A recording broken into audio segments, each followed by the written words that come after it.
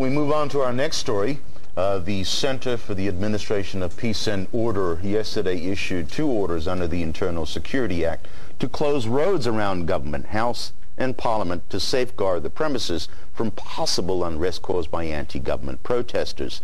Now, the first order bans traffic on certain parts of the roads near Government House, including Pitsunulok, Nakhon Pathom, Luk Luang, Krung Kasem, and Ratchadamner Nok Road. The second order bans traffic on Pichai, Ratchawiti, Utong Nai near Parliament. Currently, there are 2 groups of protesters or demonstrators camped outside Government House. Now, the first is those by the Thai Patriots Network, and they're blocking parts of Pitsunulok Road, while the People's Alliance for Democracy has closed down Ratchadamner Nok Avenue from Misakawan intersection to Makawan Bridge. Now, the center's spokesperson, Police Major General Pawut Siri, said authorities would post the 2 orders near the rally sites and encourage the protesters to compile. He said that Capo will convince the PAD supporters to move out from the prohibited areas without setting any deadline for them. The general also said, or also warned, that if the negotiations was not successful, the center would begin using pressuring measures in accordance to international standards, ranging from lenient measures to tough measures. Right. Meanwhile, the United Front for Democracy Against Dictatorship, Kun Jatupan Propan, its leader, says that the red shirts will continue to rally on the 13th, that's on Sunday, and the 19th. Now, on Sunday, they will rally at the criminal court, in which they will read out letters from those being detained, expressing their grievances and demanding justice. And from there, after reading those letters, they'll move to the Democracy Monument, where they'll be protesting until midnight. Yes, and in other news, Kun Pichai, the suspense can finally end. Today? Today, yes, because right. the final reading of the 2 Constitution amendments will take place today. Now, coalition parties have been working very hard today to lobby for support of from the MPs and senators ahead of the 3rd reading after 2 drafts passed the 2nd reading with less than half of the votes in the Parliament.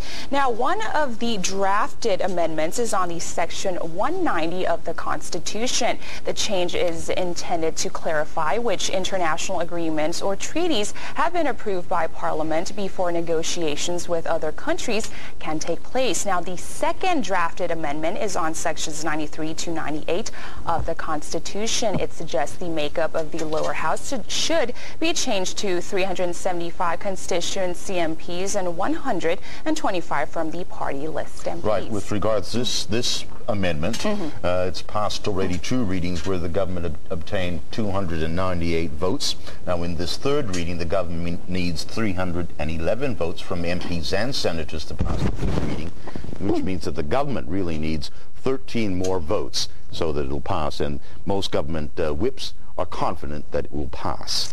And a source in the Democrat Party said the government whips believe they could secure 265 votes from the coalition MPs and 56 votes from the senators in the 3rd reading, which would bring the total to 321 votes.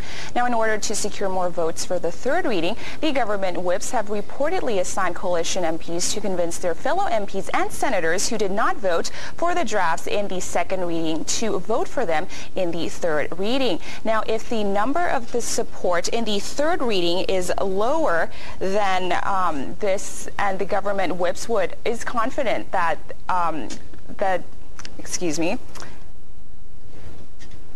They're confident that remarks backed by Manhan, right? Correct. The de facto leader of coalition Chat Thai Patana Party, who confirmed that the majority of his party MPs' votes would pass the draft. Meanwhile, Pheu Thai spokesman Prampong Noparit urged senators to vote according to what's best for the country and not for their personal interests. Now, this is after the allegations were made that millions of baht had been used to get support for the passage of this bill.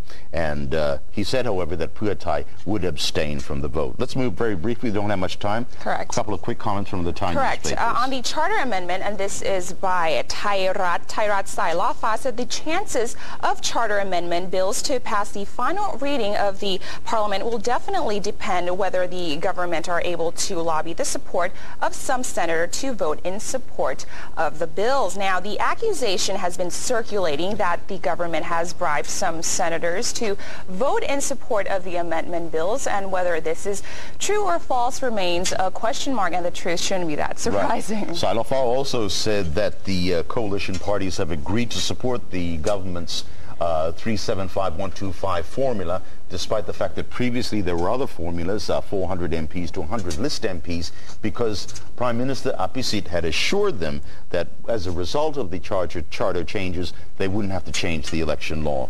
We've only got a couple of minutes left. Kundalini, shall we go straight to the cartoon? Okay. This cartoon is from Thairat newspaper, and it features a police talking to a villager. Now, I'll be the policeman. You'll be the policeman. Okay. All right. And he says, usually when a car is stolen in Thailand, the police always recovers it in Cambodia, and it gets even worse. Right. And the villager says, well, how does it get worse? Well, the police replies, if Thailand loses its land or territory, then we would have to recover it from Cambodia as well. Suggesting, of course, referring to the border conflict and the dispute currently ongoing. Correct. That's all we have for Morning Focus. There are a couple of news stories which we'll be monitoring now and, of course, next week. The top story next week will be on Monday, where the United Nations Security Council will be listening to explanations or arguments from Thailand and Cambodia, but also listening to the views of the ASEAN chair, Indonesia. And hopefully that will end with some love in the air, because on that day is definitely Valentine's Day. I said that's right, Valentine's Day. So is it appropriate to say, make love, not war, Kun Pichai? Yes, it is. So what are you doing on Valentine's Day? I will be checking the schedule. You were saying you have to check your list. My list. The question is, who will I spend Valentine's Day with? That's right. Now, the thing is, of course, Valentine's Day, you can give it to people you love or people you care for. Correct. Right? Your family members. So all you guys out there who's planning to give Kun Phai flowers. Yes, or some love. Watch and weep. Watch and weep. Thank you. Thank you so much. I'm first. Okay. Happy Valentine's Day. Thank you to you too. And with that, that's all for Morning Focus this week. We'll be back next week.